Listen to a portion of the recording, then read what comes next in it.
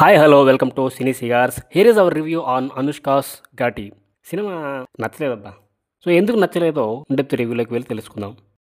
So ముందుగా కథ విషయానికొస్తే, ఆంధ్ర ఒరిస్సా బోర్డర్ దగ్గర ఉన్న తూర్పు కనుమల్లో కొంతమంది ఘాటీలు గంజాయిని సాగు చేసి కాష్టాల నాయుడు, కుందల నాయుడుకి ఇస్తారు. వీళ్ళు అక్కడి నుంచి ఎక్స్పోర్ట్ చేస్తారు. అయితే అక్కడ ఉండే ఘాటీలకి శీలవతి అనే మేలైన గంజాయిని సాగు చేయనివ్వరు. ఎవరైనా సాగు చేస్తే వారిని చంపేస్తారు. అక్కడే ఘాటీలుగా ఉన్న శీలవతి, దేశీరాజు గంజాయిని మోసే పని వదులుకుని ల్యాబ్ టెక్నీషియన్ గా దేశీరాజు బస్ కండక్టర్ గా శీలవతి మారతారు. అలా ప్రశాంతంగా ఉంటున్న శీలవతి, దేశీరాజు జీవితంలోకి కాష్టాల నాయుడు, కుందల నాయుడు ఎందుకు వచ్చారు? లిక్విడ్ గంజాయికి శీలవతి, దేశీరాజులకి ఉన్న సంబంధం ఏంటి? మహావీరు అనే పెద్ద బిజినెస్ మ్యాన్ ఏం చేశాడు? పోలీస్ అధికారి విశ్వదీప్ రావత్ పాత్ర ఏంటి అనేవి తెలియాలంటే సినిమా చూడాల్సిందే. ఇక సినిమా ఎలా ఉందంటే, డైరెక్టర్ క్రిష్ పై ఆడియన్స్ కి ఒక స్పెషల్ రెస్పెక్ట్ ఉంటుంది. కారణం ఆయన చేసిన సినిమాలు అంతకు ముందువి గౌతమిపుత్ర శాతకర్ణి కానీ, కంచె కానీ, ఇలా కొన్ని మంచి సినిమాస్ ఉన్నాయి. అలాగే ఈ మధ్య వచ్చిన హరిహర వీరమల్లు మూవీ టైంలో జరిగిన పరిణామాల వల్ల ఆయనకు కాస్త సింపతి కూడా వచ్చింది. ఈ సింపతి పక్కన పెడితే క్రిష్ ఓ సీన్ ని తెరపై నిండుగా ప్రేక్షకుడు సాటిస్ఫై అయ్యేలా చూపిస్తాడు. కానీ అది ఘాటీలో కనిపించదు. సినిమా మొత్తంలో అలాంటి సీన్ ఒక్కడు కూడా ఉండదు. రెగ్యులర్ రివెంజ్ స్టోరీ అని కాకుండా కథని బాగానే రాసుకున్నారు. కానీ స్క్రీన్ ప్లే విషయంలో మాత్రం తరబడ్డారు. సినిమా స్టార్ట్ అవడం ఇంట్రెస్టింగ్ గానే స్టార్ట్ అవుతుంది. కారణం ఆ ఆంధ్ర ఒరిస్సా బోర్డర్ లొకేషన్స్ వల్ల ఉండొచ్చు మేబీ. తర్వాత పోను స్క్రీన్ ప్లే అనేది నీరసంగా సాగిపోతూ ఉంటుంది. కథ కూడా ప్రిడిక్టబులే. కానీ అలాంటి స్టోరీస్ ఉన్న టైంలో స్క్రీన్ ప్లేని మనం చాలా క్రిప్పింగ్ గా చూపించాలి. వచ్చే సీన్ ని ఆడియన్స్ ముందే పసిగట్టినా కూడా ఆ స్క్రీన్ ప్లేతో వాళ్ళని లాక్ చేయాలి. కానీ అలాంటి ప్రయత్నం డైరెక్టర్ నుంచి రాలేదు. సినిమా మొత్తం ఘాట్ రోడ్ లో ఉంటుంది. చూడటానికి బాగానే ఉన్నా ఎక్కువసేపు మనం ట్రావెల్ చేయలేం. ఫస్ట్ హాఫ్లో హీరో, హీరోయిన్ ఇద్దరు ఉంటారు. స్టోరీని డ్రైవ్ చేస్తారు.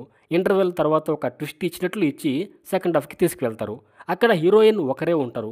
అనుష్క యాక్షన్ సీన్స్కి కొదవ లేదు. అయినా కూడా ఎక్కడ ఆడియన్స్ కనెక్ట్ అయ్యేలా ఉండదు. అది ఆ యాక్షన్ సీన్స్ అన్ని చూసిన తర్వాత కాష్టాల నాయుడు, కుందల నాయుడు లాంటి బలమైన వ్యక్తులకి ఓ అమ్మాయి ఒంటరి పోరాటం చేస్తుందా, అంతలా ఫైట్ చేస్తుందా అనే ఫీలింగ్ కూడా కలుగుతుంది. సినిమా విషయంలో లిబర్టీస్ తీసుకోవచ్చు, కానీ అవి ఇక్కడ కొంచెం మితిమీరాయని చెప్పాలి.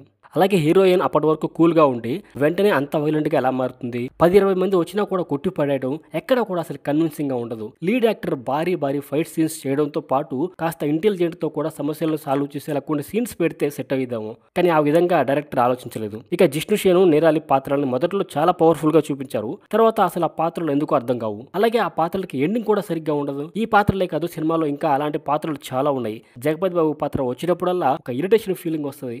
పాజిటివ్ రోల్ అయినా కూడా ఆయన చెప్పే డైలాగ్స్ కానీ, పాటలు కానీ, బాడీ లాంగ్వేజ్ కానీ అలాంటి ఫీల్ అయ్యేది అసలుకి. అంటే స్టార్ కాస్ట్ ఉన్నా కూడా వాటిని సరిగ్గా వాడుకోవడంలో డైరెక్టర్ ఫెయిల్ అయ్యాడని చెప్పాలి 100%. ఇక పర్ఫార్మెన్సెస్ విషయానికి వస్తే అనుష్క వంక పెట్టలేము. కానీ ఆమె లుక్స్ మాత్రం చాలా ఆడ్గా ఉన్నాయి నాకు అసలుకి. ఎమోషన్ సీన్స్ అయినా కూడా, యాక్షన్ సీన్స్ అయినా కూడా అదరగొట్టిందని చెప్పొచ్చు. ఒక మాటలో వన్ మనిషి, కానీ లుక్సే నాకు చాలా ఆడ్గా అనిపించాయి. విక్రమ్ ప్రభు పర్లేదు, ఆయనకు అంత మించి చేయడానికి స్కోప్ కూడా లేదు. రవీంద్ర విజయ్ కూడా పర్వాలేదు, కానీ విలన్ పాత్ర చేసిన చైతన్యరావు మాత్రం బాగా చేశాడు. ఫేస్లో విలనిజాన్ని పర్ఫెక్ట్గా చూపించాడు. విలన్గా మరిన్ని సినిమాలు చేయొచ్చు ఆయన. చాలా మంచి బ్రైట్ ఫ్యూచర్ ఉంది దానికి.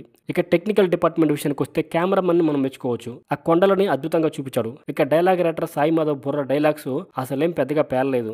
ఎడిటింగ్ ఇంకా షార్ప్గా ఉంటే చాలా బాగుండేది. మ్యూజిక్ ఓకే, కానీ సినిమాలను లేపేంతగా ఏం లేదు. ప్రొడక్షన్ వాల్యూస్ కూడా పర్లేదు. సో ఓవరాల్గా చాలా లెంతీగా ఫీల్ అయ్యే ఘాట్ రోడ్డే ఈ ఘాటి మూవీ. ఈ ఘాట్ రోడ్డుపై మనం ట్రావెల్ చేయలేమండి, చేయలేం.